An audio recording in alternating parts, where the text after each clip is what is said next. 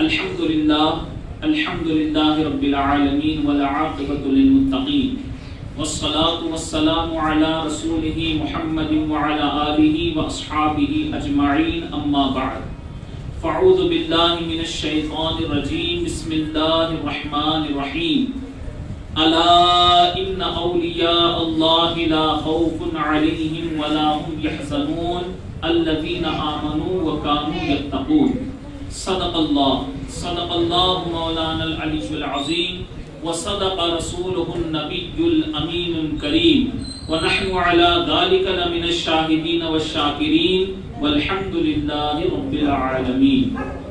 حاضرین، ہم سب اپنے آقا کے غلام ہیں، امتی ہے اور اپنے نبی سے بے پناہ محبت کرنے والے ہیں، تو اب جتنی آپ کے دل میں محبت ہے اتنی ہی بلند آواز سے اپنے نبی اور آل نبی پر درود شریف پڑھ کر سنائیے۔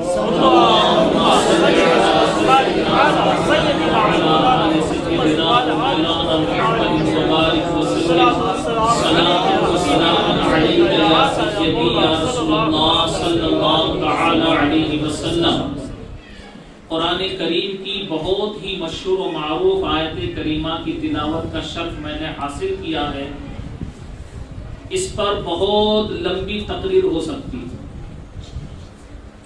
مگر وقت بھی اتنا نہیں ہے کہ میں اس پر بہت کچھ بول سکوں، اور لوگ بھی اتنے نہیں ہے کہ اتنی دیر تک بولوں، اور شاید مجھے ایسا لگتا ہے کہ آپ کے دل میں بھی نہیں ہے کہ میں زیادہ دیر بولوں،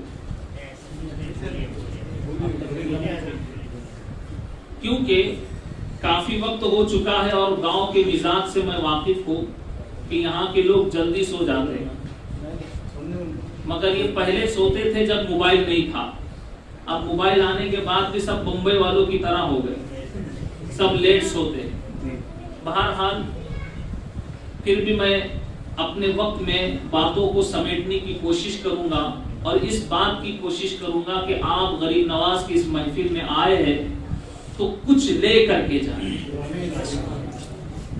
اور نہ میں آپ کو پیسہ دوں گا نہ آپ کو دولت دوں گا، میں وہ دولت دوں گا جو غریب نواز نے دی، لیکن ہمیں آپ کو سمجھنا ہے، ہم اور آپ اولیاء اللہ کے تعلق سے اولیاء کرام کے بارے میں سنتے ہیں، بہت سنتے ہیں، مگر کبھی اولیاء کرام کو سمجھنے کی کوشش نہیں کرتے کہ اللہ کے دوست کون ہوتے ہیں، اللہ کے دوست کیسے ہوتے ہیں۔ ہم ان کو سمجھتے ہیں صرف کرامتوں سے۔ کیسے سمجھتے ہیں؟ کرامتوں سے۔ فلاں ولی نے یہ کرامت دکھائی، فلاں ولی نے یہ کرامت دکھائی، کرامت کے سوا کوئی اور چیز سے ولی کو نہیں پہچانتے۔ اس کی وجہ کیا ہے؟ اس کی وجہ یہ ہے کہ ہم علماء کی صحبت میں نہیں رہتے، علماء کے قریب نہیں رہتے، کبھی ان سے پوچھتے نہیں، اور مسجدوں میں آتے ہیں تو بھی بڑا مشکل کے ساتھ وقت نکال کر کے آتے ہیں، اور یہی وجہ ہے کہ ہم نے اپنے آپ کو دین سے دور کر دیا، تو آج ہم محروم رہ گئے کہ جو دین، جو اسلام غریب نواز ہمارے پاس لے کر آئے، اس دین کو ہم نے پوری طرح سے نہ سیکھا نہ سمجھا۔ جب ہم نے نہیں سیکھا، ہم نے نہیں سمجھا، تو بتاؤ غریب نواز نے اتنی بڑی قربانی جو دی وہ کس کے لیے؟ اپنا ملک چھوڑا، کس کے لیے چھوڑا؟ اپنا وطن چھوڑا، کس کے لیے چھوڑا؟ لوگوں کی تکلیفیں برداشت کی، کس کے لیے کی؟ ہمارے لیے نا۔ اور ہم ہیں کہ بس ہم ان کا نام لے کر کے خوش ہوتے ہیں، ہم نے غریب نواز کی چھٹی کر لی، دھوم دھام سے نعرے لگا دیے، ہم کامیاب ہو گئے، غریب نواز ہم سے خوش ہو گئے۔ اب ایک سوال آپ لوگوں سے کروں گا، آپ لوگ غریب نواز کو چاہتے ہیں؟ ذرا سب بولیے، سب چاہتے ہیں۔ کیا غریب نواز کی خوشی بھی چاہتے ہیں؟ بولیے۔ تو اب آپ کو کیا چاہیے؟ غریب نواز چاہیے کہ خوشی چاہیے؟ بڑا مشکل سوال، دونوں بھی چاہیے نا بھائی۔ غریب نواز بھی چاہیے، ان کی خوشی بھی چاہیے. غریب نواز کے پیچھے تو سب پڑے ہیں، لیکن ان کی خوشی کیا ہے کبھی یہ سمجھنے کی کوشش کی؟ ان کی خوشی کس کام میں ہے کبھی یہ جاننے کی کوشش کی؟ ہم نے بڑے دھوم دھام سے لنگر کھلایا، یہ سمجھ لیا کہ غریب نواز خوش ہو جائیں، لیکن یہ جو کام آج ہم نے کیا ہے غریب نواز کے نام پر جمع ہو کر کچھ سننے کا، یقیناً اس کام سے غریب نواز خوش ہوں گے، کیونکہ یہ ہے غریب نواز کی خوشی. اور یہی کام حضور غریب نواز نے ساری زندگی کیا، لوگوں کو دین سکھانے کا، لوگوں کو اللہ کے قریب کرنے کا. آج ہم اللہ کے گھر میں آئے، یہ غریب نواز کا صدقہ ہے. اگر غریب نواز ہندوستان آ کر یہ ایمان اور اسلام کی دولت ہمیں نہ دیتے تو آج ہمیں یہ اللہ کے گھر نظر نہیں آتے، اذان کی آوازیں نہیں آتی. یہ سب غریب نواز کا صدقہ. تو ذرا سمجھو ان اللہ والوں کو اللہ نے کیا مقام دیا ہے. یہ صرف کرامتوں سے نہیں پہچانے جاتے، اللہ کے نزدیک ان کا مقام کیا ہے.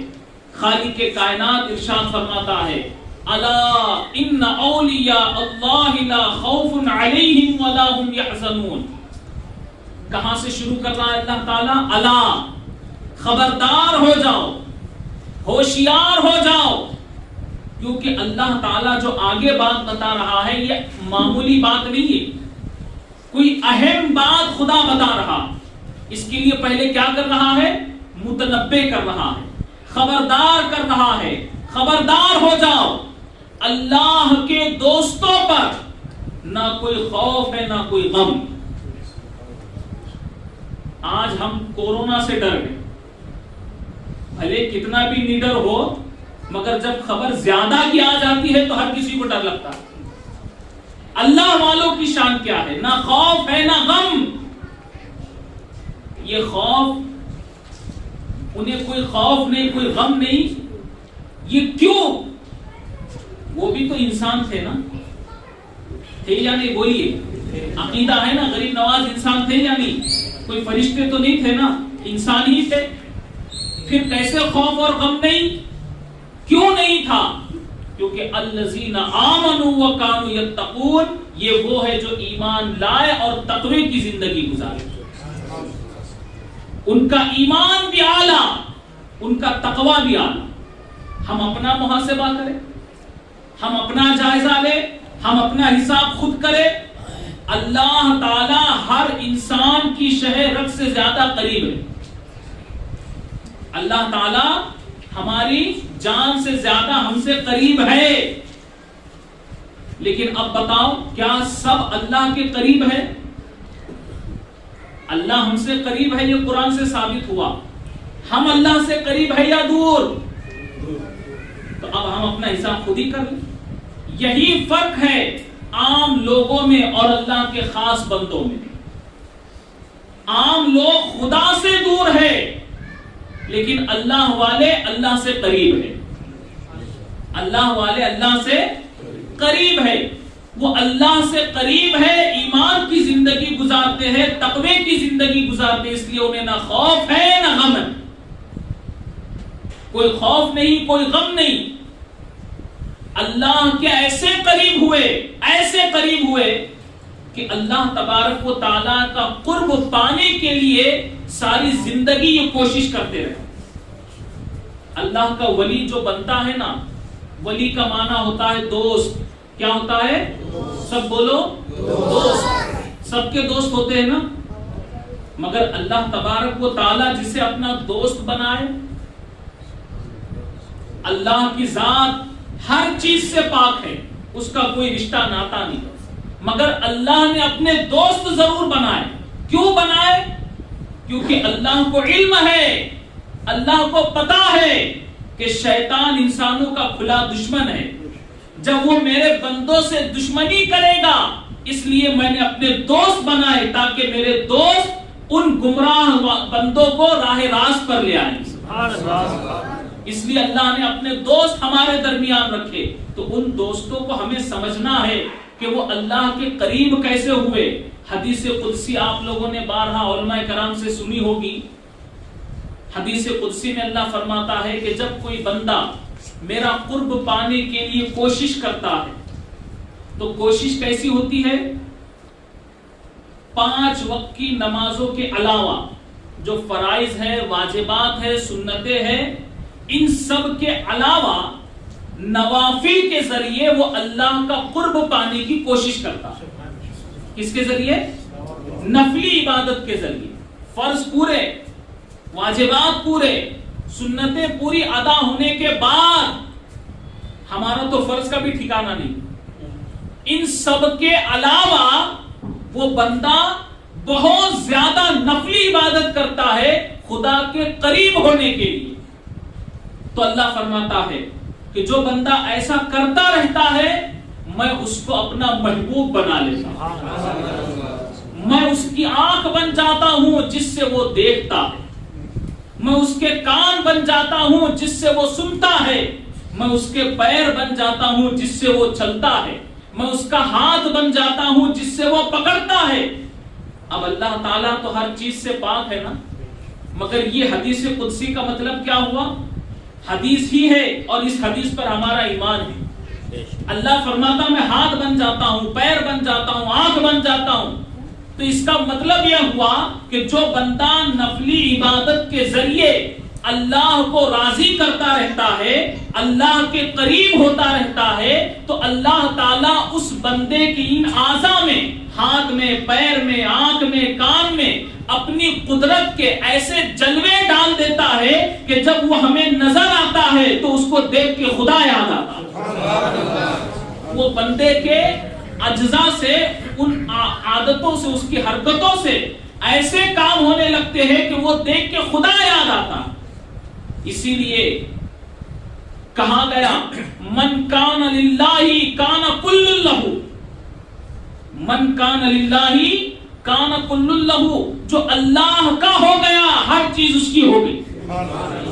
جو اللہ کا ہو گیا ہر چیز اس کی ہو گئی. اب ذرا آپ غور کرو، اس پر ہی آپ لوگ سوچو. جو اللہ کا ہو گیا ہر چیز اس کی ہو گئی. ہم لوگ ذرا دیکھتے ہیں کہ بس اولیاء کرام کو کرامتوں سے ہم سمجھتے ہیں، مگر دیکھو جو اللہ کا ہو جاتا ہے ہر چیز اس کی ہو جاتی. پھر وہ جس چیز کو جو حکم دے وہ چیز اس کا کام کرتی. ذرا بتاؤ پانی پر ہماری حکومت چل سکتی ہے؟ مچھلی پر ہم تو پکا کے کھا لیتے، کھا کے ڈکار بھی لیتے، ہضم کرتے، مگر کبھی غور نہیں کرتے یہ بھی تو خدا کی مخلوق ہے نا. یہ کسی کی مانتی ہے؟ کبھی کبھی تو جان میں پھنسی ہوئی بھی نکل جاتی. پتا ہے تمہیں حضرت سلطان ابراہیم بن ادہم رضی اللہ تعالیٰ عنہ، ایک ولی، ایک بزرگ ہے. سلطان ابراہیم بن ادہم بلخ کے بادشاہ تھے. کہاں کے؟ بلخ کے. پہلے آپ بادشاہ تھے، مشہور قصہ ہے ان کا. مگر اللہ کی راہ میں آپ نے بادشاہت کو ٹھوکر ماری، راہ فقیری اختیار کر لی. اللہ کی محبت میں بادشاہت کو چھوڑ کر فقیری اختیار کر لی. اور ایک وقت ایسا آیا کہ دریا کے کنارے بیٹھ کر گدڑی سی رہے. حضرت ابراہیم بن ادہم گدڑی سی رہے. ایک شخص آیا جو پہلے کسی زمانے میں آپ کا وزیر تھا. بادشاہ کے وزیر ہوتے ہیں نا، تو وہ شخص جو ہے اس پہلے زمانے میں آپ کا وزیر رہ چکا تھا. اس نے دیکھا حالت حضرت کی اور کہا کہ آپ کی وہ حالت کتنی اچھی تھی کہ جب آپ بادشاہ تھے لوگوں پر آپ کی حکومت چلتی تھی، اور آج دیکھو اس حالت میں، خستہ حالت میں آپ بیٹھے ہو. تو حضرت ابراہیم بن ادہم جو گدڑی سی رہے تھے ان کے ہاتھ میں سوئی تھی. آپ نے وہ سوئی لی اور دریا میں ڈال دی. دریا میں ڈالنے کے بعد آپ نے آواز لگائی، اے دریا کی مچھلیاں میری سوئی مجھے واپس کرو. اتنا کہنا تھا، دریا کی ساری مچھلیاں اپنے منہ میں سونے کی سوئی لے کر اوپر آئی. سونے کی سوئی لے کر دریا کے اوپر آئی. حضرت ابراہیم بن ادھم نے کہا مجھے سونے کی سوئی نہیں چاہیے، مجھے میری سوئی چاہیے. ساری مچھلیاں اندر چلی گئی، ایک مچھلی وہی سوئی لے کر کے پانی کے اوپر آئی. حضرت ابراہیم بن ادھم نے اسے لیا اور پھر اس شخص کو جواب دیا کہ تو کہتا ہے کہ وہ حالت میری اچھی تھی جب لوگوں پر میری حکومت تھی، تو سن لے جب میں بادشاہ کے تخت پر تھا تو صرف لوگوں پر، انسانوں پر میری حکومت تھی، لیکن جب میں نے اللہ کے لیے تخت کو ٹھوکر ماری، اللہ کی ہر مخلوق پر میری حکومت چلنے لگی. من کان للہ کان کل لہ، جو اللہ کا ہو جاتا ہے ہر چیز اس کی ہو جاتی ہے، ہر چیز اس کا کہنا مانتی ہے. ہم نے صرف یہ سمجھا یہ کرامت ہے، ہم نے سمجھا صرف کرامت ہے، مگر اتنا اثر ان کی زبان میں آیا کیسے؟ ساری زندگی خدا کو راضی کرتے رہے، ساری زندگی خدا کو مناتے رہے. اللہ نے زبان میں وہ تاثیر دی، جس چیز کو جو حکم دیا اللہ کے ولی نے، اس چیز نے اللہ کے ولی کا وہ حکم مانا. اسی طرح سرکار غریب نواز رحمت اللہ تعالی علیہ جب ہندوستان کی سرزمین پر آئے، کتنا ستایا گیا آپ کو؟ آج ہم کو بھی ستایا جا رہا ہے نا، بولیے صحیح بات ہے یا غلط؟ مگر اب ہم لوگ تعداد میں کم ہے یا زیادہ؟ پہلے کے مقابلے میں تو زیادہ ہی ہے نا. جب غریب نواز ہندوستان میں آئے تو بہت کم لوگ تھے، مگر وہ سب کے سب پکے ایمان والے. اور جو مضبوط ایمان والا ہوتا ہے، جسے اللہ پر کامل یقین ہوتا ہے، ہر برے ماحول میں اللہ اس کی مدد کرتا ہے. آج کمی ہمارے اندر کیا ہے یہ ڈھونڈو، اسے تلاش کرو. غریب نواز کو بھی ستایا گیا، ان کے مریدوں کو بھی ستایا گیا، ان کے چاہنے والوں کو بھی ستایا گیا، مگر ان کی زبان کی تاثیر دیکھو. جس چیز کو جو حکم دے وہ چیز ان کا کہنا ماننے لگے. جب غریب نواز آئے تو پہلی بات تو یہ ہے کہ انا ساگر جو بہت بڑا دریا ہے، لوگوں نے دیکھا ہوگا جو اجمیر شریف گئے ہوں، کتنا بڑا، پانی لینے سے منع کر دیا. جب مریدوں نے غریب نواز کو شکایت کی تو حضور غریب نواز نے کیا کیا؟ خود نہیں گئے. اللہ والوں کی زبان کی تاثیر دیکھو. جو اللہ کا ہو جاتا ہے ہر چیز اس کی ہوتی، اس کا کہنا مانتی ہے. جب سرکار غریب نواز سے مریدوں نے شکایت کی کہ ہم کو پانی، وضو کے لیے پانی لینے سے منع کیا گیا، تو سرکار غریب نواز نے اپنے مرید کو بھیجا، کہا جاؤ اور انا ساگر سے کہو کہ معین الدین حسن نے تمہیں بلایا. غریب نواز نے خود نہیں گئے اور خود نے جا کر نہیں کہا، مرید کو بھیجا. اب اس کی تاثیر دیکھو، ایک تو خود کی زبان کی تاثیر، اور پھر جو حکم مرید کو دے رہے ہیں. اب مرید غریب نواز کا وہ حکم لے جا کر دریا کو سنا رہا، انا ساگر کو سنا رہا ہے. اب دیکھیے یہ وسیلہ ہے یا نہیں؟ غریب نواز ڈائریکٹ گئے کیا؟ غریب نواز نے مرید کو بھیجا. تو اللہ والے ایسے پاور والے ہیں، وہ جس چیز کو جو حکم دے دے وہ وسیلے میں بھی کتنا پاور ہوتا ہے. جب اللہ والوں کے وسیلے میں اتنا پاور ہوتا ہے تو اللہ والوں میں کتنا پاور ہوگا. تو کتنے نادان لوگ ہیں جو اللہ والوں کو ہی وسیلہ نہیں بناتے، کتنے ناسمجھ لوگ ہیں جو اللہ والوں کو ہی وسیلہ. اللہ والے جس کو وسیلہ بنا دے اس کا پاور دیکھو. مرید کو کہا جاؤ انا ساگر سے کہو کہ معین الدین نے بلایا ہے.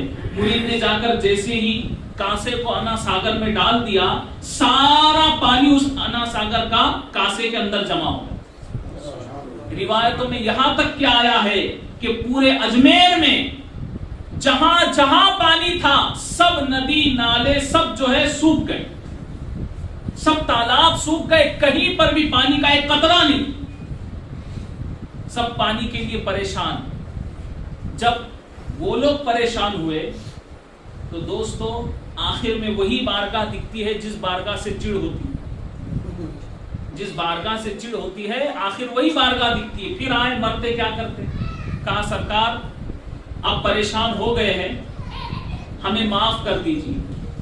پانی کے لیے ہم خود پریشان، آپ کو پریشان کر رہے تھے، ہمیں کیا پتا تھا ہم ہی پریشان ہو جائیں، ہمیں معاف کر دیجیے۔ مرید سے کہا جاؤ جا کر کے پانی ڈال دو، جیسے ہی مرید نے ڈالا جتنا پانی سوکھ گیا تھا سب واپس آ گئے۔ تو پانی نے غریب نواز کا حکم مانا، پانی نے غریب نواز کا حکم مانا۔ ہم نے تو صرف کرامت ہی سمجھ لی، لیکن غریب نواز کی زبان کی تاثیر، جو کہہ دیا پانی نے ان کا حکم مانا۔ ارے صرف پانی کی کیا بات ہے، جس جگہ حضور غریب نواز بیٹھے تھے راجا کے اونٹ بیٹھنے کی جگہ تھی، آئے راجا کے سپاہی، کہا اٹھو یہاں سے، یہ کیا ہے، یہاں راجا کے اونٹ بیٹھتے۔ غریب نواز نے فرمایا اچھا زبان دیکھو، کتنی مٹھاس ہے زبان میں، مگر اس مٹھاس کو خدا کتنا پسند کرتا ہے، اور خدا کس طرح ان کی زبان سے نکلی ہوئی بات کو پورا کرتا ہے۔ خدا فرماتا میں ان کی زبان بن جاتا ہوں، جو کہتے ہیں سن لیتا ہوں، جو کہتے ہیں سن لیتا ہوں۔ غریب نواز سے کہا اٹھو یہاں سے، یہاں راجا کے اونٹ بیٹھتے ہیں، چلا کر کے کہا۔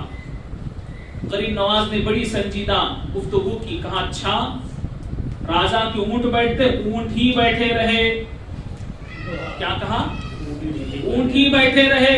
اتنا کہہ کر غریب نواز اٹھے چلے گئے، سپاہیوں نے اونٹوں کو لا کر بٹھایا، اب بیٹھے تو ایسے بیٹھے کہ اٹھتے ہی نہیں۔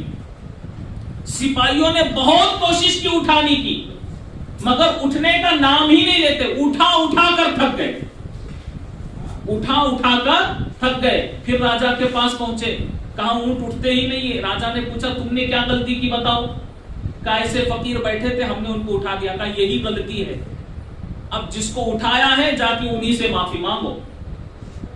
جب سپاہی آ کر کے معافی مانگے، سپاہیوں نے معافی مانگی اور کہا کہ اب ہمارے اونٹ اٹھنے کو تیار نہیں۔ غریب نواز نے فرمایا اچھا جاؤ تمہارے اونٹ اٹھ گئے۔ یہاں غریب نواز کی زبان سے نکلا، وہاں راجا کے اونٹ کھڑے ہو۔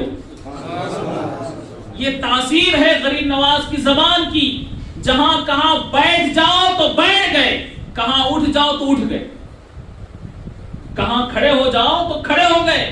تو ان کی زبان میں یہ تاثیر آئی، اللہ کو ایسا راضی کر لیا، ایسا راضی کر لیا، جو ان کی زبان سے نکلتا ہے اللہ تعالیٰ اسے پورا کرتا ہے۔ بس ایک کرامت کو ہم نے اس کو سمجھ لیا، مگر غریب نواز کی زبان کی وہ تاثیر، جن کی زبان سے حکم نکل جائے اللہ کی مخلوق ان کا حکم فوراً مان لے۔ ہم اپنے آپ کو غریب نواز کا دیوانہ کہتے، ہم اپنے آپ کو غریب نواز کا عاشق کہتے ہیں، ذرا بتاؤ ہم نے غریب نواز کا کون سا حکم مانا؟ غریب نواز نے کہا نمازوں کی پابندی کرو، میرے نبی فرماتے کہ نماز میری آنکھوں کی ٹھنڈک ہے۔ ہم نے نمازوں کی پابندی کی، کیا یہی غلامی ہے؟ کیا یہی محبت ہے؟ ہمیں یہ سبق لینا ہے کہ ہم کہاں ہیں۔ ہم غلام اپنے آپ کو کہتے ہیں، لیکن ہمارا عمل نہیں بتاتا کہ ہم ان کے غلام ہیں۔ ہم اپنا عمل ایسا بنائیں، اپنی زندگی ایسی بنا دے کہ ہمارا چلنا، ہمارا بولنا، ہمارا بیٹھنا، ہمارا بات کرنا، ہمارے زندگی کا ہر عمل اسلام کے مطابق ہو، ہمارے زندگی کے ہر کام نبی کی سنت کے مطابق ہو۔ جب ہم اپنی زندگی ایسی بنا لیں گے تو ہمیں کہنے کی ضرورت نہیں کہ ہم غریب نواز کے غلام ہیں، غریب نواز خود ہی پکاریں گے کہ یہ میرا غلام، غریب نواز خود پکاریں گے۔ تو اب حضور غریب نواز کی محفل میں ہم آئے ہیں، تو بس اتنا ہی میں پیغام دینا چاہوں گا۔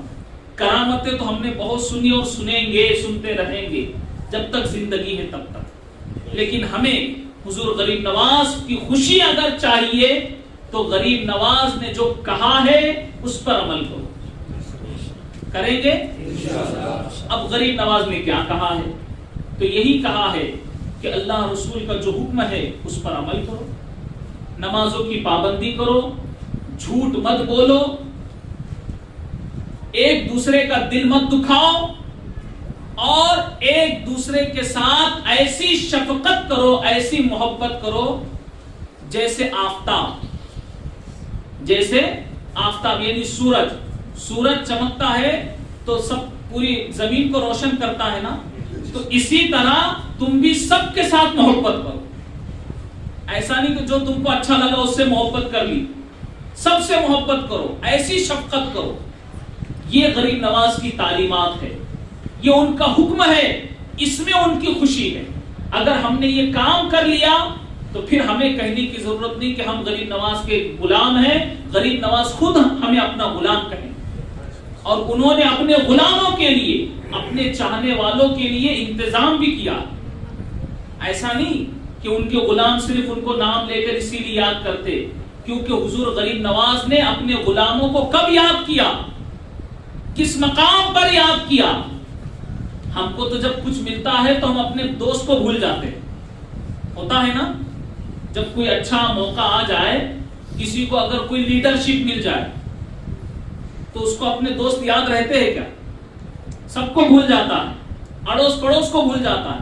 مگر سرکار غریب نواز جب 20 سال اپنے پیر و مرشد خواجہ عثمان ہارونی رحمت اللہ تعالی علیہ کی خدمت کر کے، وہ وقت بھی آپ کی زندگی میں آیا کہ آپ کو اپنے پیر و مرشد کے ساتھ بیت اللہ شریف کی زیارت نصیب ہوئی. حج کے لیے اپنے پیر و مرشد کے ساتھ نکلے. خانہ کعبہ کا طواف ہو رہا ہے. وہ کیسا طواف کہ آگے آگے پیر کامل، پیچھے پیچھے مرید صادق.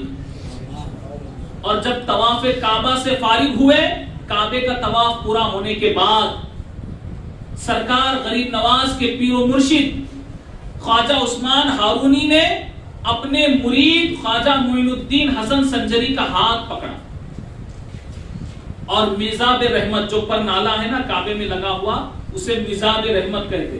میزاب رحمت کے نیچے کھڑے ہو کر دعا کی. خواجہ عثمان ہارونی نے کیا دعا کی؟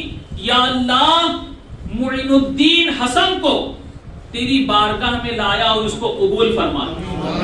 تو غیب سے آواز آئی، معین الدین ہمارا دوست ہے، ہم نے اسے قبول فرمایا اور عزت بخشی. ہم نے اسے قبول فرمایا اور عزت بخشی. وہ خواجہ غریب نواز جو اللہ کی بارگاہ میں مقبول ہوئے، بارگاہ مقبول الہی کا نام غریب نواز ہے. اللہ نے قبول کر لیا. مگر اس کے بعد اسی مکہ مکرمہ میں خانہ کعبہ کے پاس غریب نواز قیام پذیر رہے کئی دنوں تک. ایک دن ایسا آیا کہ حضور غریب نواز عبادت کر رہے ہیں اور محو عبادت اللہ کو یاد کر رہے ہیں. غیب سے آواز آئی، اے معین الدین، تو نے ہمیں راضی کر لیا، تو نے ہمیں خوش کر دیا، جو مانگے گا تجھے عطا کیا جائے. یہ خدا کہہ رہا ہے غریب نواز سے. اگر ہم سے کوئی کہے مانگو، کیا مانگنا ہے، جو مانگو گے دیا جائے گا، پہلے تو ہم یہ سوچیں گے نا یہ کہہ کون رہا ہے، جس کے پاس جیب میں خود نہیں وہ کیا دے گا. مگر غریب نواز سے کون کہہ رہا ہے؟ خدا کہہ رہا ہے. وہ کون سی نعمت ہے جو خدا کی بارگاہ سے نہیں ملتی؟ دامن ہی اپنا تنگ ہے، تیرے یہاں کمی نہیں. غریب نواز نے سنا تو چاہتے تو اپنے لیے بہت کچھ مانگ سکتے تھے، مگر وہاں غریب نواز نے اپنے غلاموں کو یاد کیا، اپنے چاہنے والوں کو یاد کیا. آج ایسی ہی لوگ انہیں یاد نہیں کر رہے، آج ایسی ہی لوگ یاد نہیں کر رہے. غریب نواز نے اللہ کی بارگاہ میں دعا کی، یا اللہ اگر تو مجھ سے راضی ہے اور مجھے دینا چاہتا ہے تو بس میں یہ چاہتا ہوں کہ میرے مریدوں کے مریدوں کے مریدوں کے مرید یہ سلسلہ قیامت تک چلے گا. تو میں چاہتا ہوں کہ جو بھی میرے سلسلے چشتیہ میں داخل ہوگا تو ان سارے مریدین کو بخش دے. غیب سے آواز آئی کہ معین الدین، جو بھی تیرے مریدوں کے مریدوں کے مریدوں کے مرید ہوتے رہیں گے، قیامت تک جو تیرے سلسلے میں داخل ہوتا رہے گا میں سب کو بخشتا رہوں گا. غریب نواز نے سب کو یاد کیا. اس کے بعد پھر سرکار غریب نواز مدینہ منورہ تشریف لائے. حضور علیہ السلام کی بارگاہ میں صلاۃ و سلام کا نذرانہ پیش کیا. الصلاۃ والسلام علیک یا رسول اللہ، الصلاۃ والسلام علیک یا جدی. جب غریب نواز نے سلام کا نذرانہ پیش کیا تو میرے زندہ نبی نے جواب بھی دیا اور غریب نواز کو لقب بھی دیا. جواب بھی دیا اور غریب نواز کو لقب سے بھی نوازا. وعلیکم السلام یا قطب المشائخ بر و بحر. جواب بھی دیا اور لقب سے بھی نوازا. اور پھر جب غریب نواز کو سرکار دو عالم علیہ السلام نے قطب المشائخ کا یہ لقب عطا کیا، تب ان کے پیر و مرشد خواجہ عثمان ہارونی نے کہا کہ بیٹا معین الدین اب تم کامیاب ہو گئے. اب تم کامیاب ہو گئے. کعبے کا چکر لگانے سے کامیابی نہیں ملتی، جو مصطفیٰ کا غلام ہو گیا اسے کامیابی ملتی ہے. جو نبی کا غلام ہو جائے اسے کامیابی ملتی ہے. اور پھر اس کے بعد سرکار دو عالم علیہ السلام نے خواب میں آ کر حضور غریب نواز سے فرمایا کہ بیٹا معین الدین اب تم ہندوستان جاؤ، سرزمین ہند میں جا کر جہاں کفر و شرک کا اندھیرا چھایا ہوا ہے وہاں جا کر اسلام کا نور پھیلاؤ. سرکار غریب نواز اپنے جد کریم نبی کریم صلی اللہ علیہ وسلم کا حکم پا کر ہند کی سرزمین پر تشریف لائے اور پھر ہند میں آ کر سرکار غریب نواز نے اسلام کا نور پھیلایا. اور ایسا پھیلایا کہ آج تک پھیل رہا ہے، قیامت کی صبح تک پھیلتا رہے. یہ آج جو مسجدوں میں اذان ہو رہی ہے، جو اللہ کا ذکر ہو رہا ہے، جو قرآن کی تلاوت ہو رہی ہے، یہ سب غریب نواز کا صدقہ. تو غریب نواز کے چاہنے والے، غریب نواز کے عاشقین غریب نواز کی اس قربانی کو کبھی فراموش نہیں کر سکتے، کیونکہ وہ جانتے ہیں ہمیں اسلام ملا تو غریب نواز کی وجہ سے ملا. آج ہم خدا رسول کو پہچان رہے ہیں تو اسی وجہ سے کہ غریب نواز نے آ کر کے ہم کو خدا رسول کی پہچان کرائی. اگر وہ نہ آتے تو ہم کیا جانتے خدا کون ہے، ہم کیا جانتے رسول کون ہے، ہم کیا جانتے ایمان اور اسلام کے بارے میں. سرکار غریب نواز کی بڑی قربانی رہی. اور پھر یہی دین کی تبلیغ کرتے کرتے نبی نے جو کام حضور غریب نواز کو دیا تھا وہ کام کرتے کرتے حضور غریب نواز 6 رجب المرجب کو اس دار فانی سے رخصت ہوئے. اور جب آپ کے جسم سے آپ کی روح پرواز ہو گئی، جب آپ کا حجرہ کھولا گیا تو لوگوں نے دیکھا کہ آپ کی پیشانی پر لکھا ہوا تھا ھذا حبیب اللہ ومات فی حب اللہ. یہ اللہ کا حبیب ہے، اللہ کی محبت میں جیا اور اللہ کی محبت میں دنیا سے گیا. اللہ کی محبت میں دنیا سے گیا. اور ابھی امام صاحب نے ایک شعر پڑھا تھا، منکر نکیر جب پوچھیں گے، پڑھا تھا نا، قبر میں جب پوچھیں گے تو نبی کہیں گے چھوڑ دو میرا غلام آ گیا. پتہ ہے یہ نبی نے غریب نواز سے کہا. یہ حکم جو ہے نبی نے غریب نواز کے لیے قبر میں دیا. جب غریب نواز کو قبر میں اتارا گیا اور جیسے منکر نکیر سوال جواب کرتے ہیں سبھی کو ہوتے ہیں، جب سرکار غریب نواز سے سوال جواب ہوئے اور جب نبی کے بارے میں پوچھا گیا تو ابھی غریب نواز کچھ کہتے کہ پیچھے سے نبی نے آواز دی، اے فرشتوں میرے بارے میں اس سے نہ پوچھو، اس کے بارے میں مجھ سے پوچھو. میرے بارے میں اس سے نہ پوچھو، اس کے بارے میں مجھ سے پوچھو. یہ میرا بیٹا معین الدین حسن ہے، میں نے ہی اسے دین کی تبلیغ کے لیے ہندوستان میں بھیجا. یہ دین کا کام کر کے تھکا ماندہ آیا، اب اسے آرام سے سونے. نبی کہے کہ یہ میرا غلام ہے، یہ کمال ہے. جو کام نبی نے ان کے سپرد کیا تھا اس کام کو پورا کر کے غریب نواز ہے. اور آج ہم دیکھ رہے ہیں کہ پوری دنیا میں غریب نواز کے نام لینے والے، ان کے عاشقین، ان کے چاہنے والے موجود ہیں. یہ محبت کیسی آئی؟ غریب نواز نے تو خود سے نہیں ڈالی نا، کام انہوں نے اللہ کا کیا، اللہ نے ان کی محبت اپنے بندوں کے دل میں ڈالا. کام انہوں نے اللہ کا کیا اور وہ محبت اللہ نے اپنے اس محبوب بندے کی ہمارے دل میں ڈال دی. اور ذرا آپ یہ آخری بات بتا رہا ہوں، غور کرو کہ اس گلشن اسلام سے نبی کو کتنی محبت ہے. جب کبھی اسلام پر کوئی خطرہ آیا تو اسلام کے بقا کے لیے، اسلام کی حفاظت کے لیے، اسلام کو پھیلانے کے لیے نبی نے اپنے بیٹوں کی قربانی دی، نبی نے اپنے بیٹوں کی قربانی دی۔ تاریخ گواہ ہے، جب کربلا میں دین بچانا تھا تو نبی نے اپنے بیٹے امام حسین کو بھیجا۔ سبحان اللہ۔ جب کربلا میں دین بچانا تھا تو نبی نے اپنے بیٹے امام حسین کو بھیجا۔ جب بغداد میں، عراق میں دین کو زندہ کرنا تھا تو نبی نے اپنے بیٹے محی الدین عبد القادر جیلانی کو بھیجا۔ اور جب ہندوستان میں دین پھیلانا تھا تو اپنے بیٹے خواجہ معین الدین حسن کو بھیجا۔ اور دنیا نے دیکھا کہ جہاں جہاں نبی نے اپنے بیٹوں کو بھیجا، امام حسین نے صبر و استقامت کے ساتھ دین کو بچایا۔ امام علی مقام نے صبر و استقامت کے ساتھ دین کو بچایا۔ حضور غوث پاک نے کرامتوں کو دکھا کر دین کو زندہ کیا۔ حضور غوث پاک نے کرامتوں کو دکھا کر دین کو زندہ کیا، اور سرکار غریب نواز نے اپنا کردار و عمل دکھا کر اسلام کو پھیلایا۔ اسلام جو پھیلا وہ کردار سے پھیلا۔ یہ الزام لگاتے ہیں لوگ کہ تلوار کی زور پہ پھیلا، نہیں۔ اگر تلوار کی زور پہ پھیلتا تو آج لوگ غریب نواز کی تلوار کی زیارت کرنے جاتے ہیں۔ کوئی کراتا ہے زیارت؟ پوری دنیا میں غریب نواز اگر یاد کیے جاتے ہیں تو ان کی کردار کی وجہ سے۔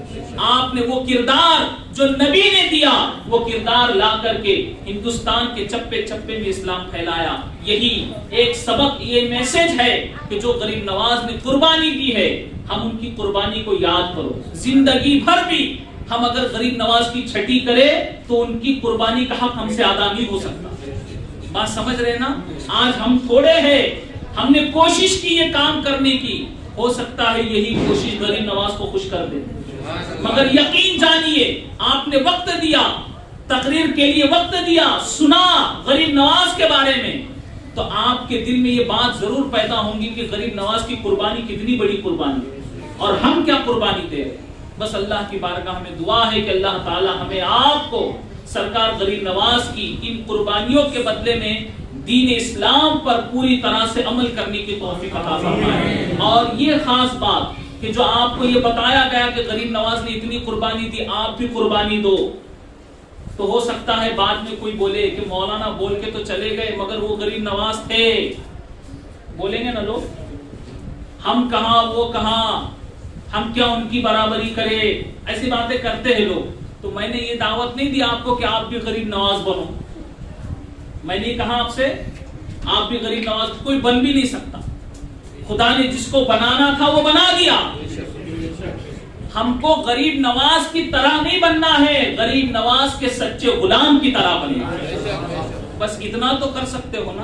اللہ تعالی ہمیں آپ کو ان کی سچی غلامی نصیب فرمائے اور ان کی غلامی میں زندہ رکھے، ان کی غلامی میں موت نصیب فرمائے۔ وآخر دعوانا ان الحمد للہ رب العالمین۔